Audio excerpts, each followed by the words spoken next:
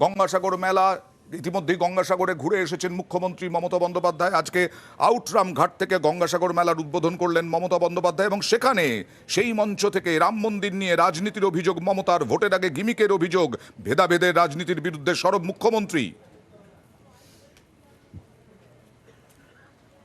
আমি সেই উৎসবে বিশ্বাস করি যে উৎসব সবাইকে নিয়ে চলে, সবাইকে নিয়ে কথা বলে, একতার কথা বলে।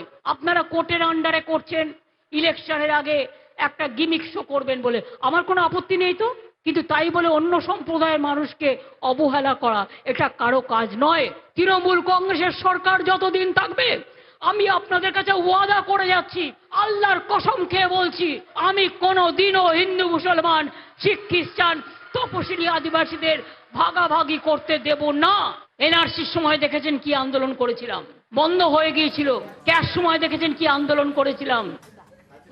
এবার দেখাবো বেআইনি অবৈধ কাজ। হ্যাঁ।